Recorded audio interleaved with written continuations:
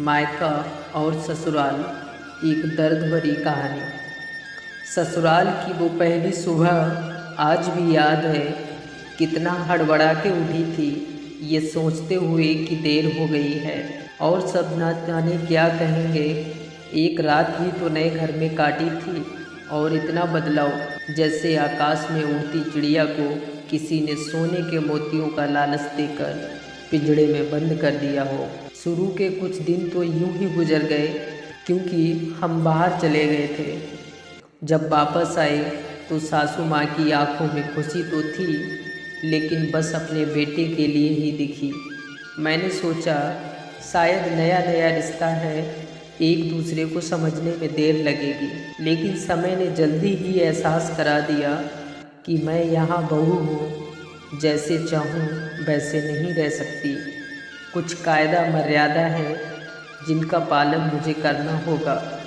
धीरे धीरे बात करना, धीरे से हंसना, सबके खाने के बाद खाना, ये सब आदतें जैसे अपने आप ही आ गईं। घर में माँ से कभी कभी बात होती थी, धीरे धीरे पीहर की याद सताने लगी।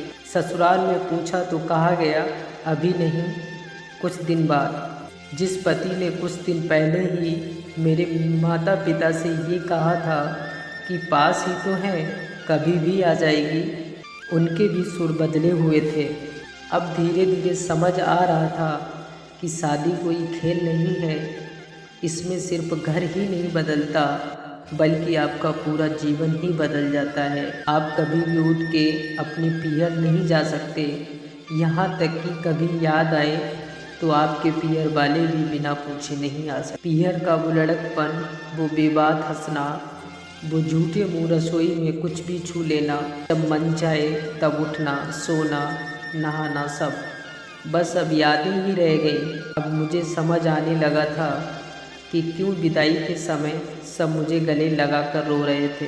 असल मुझसे दूर होने का एहसास तो उन्हें हो ही रहा था, लेकिन एक और बात थी जो उन्हें अंदर ही अंदर परेशान कर रही थी कि जिस शख्स से उन्होंने मुझे इतने साल दूर रखा, अब वो मेरे सामने आ ही जाएगा।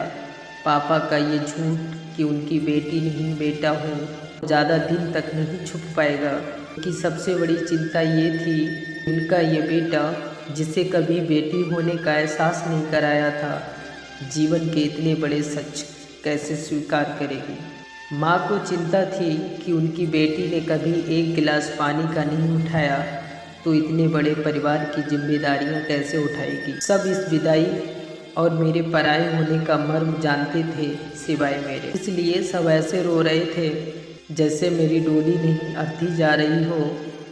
आज मुझे समझ आया कि हमारे समाज का नियम ही है कि एक बार बेटी डोली में विदा हुई तो फिर बस मेहमान ही होती है। फिर कोई चाहे जितना ही क्यों ना कहे कि घर आज भी उसका है, सच ये है कि अब कभी भी यूं ही अपने घर, जिसे मायका कहते हैं, नहीं आ सकती। हजारों समस्याओं और परेशानी आने पर उसे ही हल करना, हंसते हुए, छुपाते हुए, क्या ये किसी तपस्या से कम है?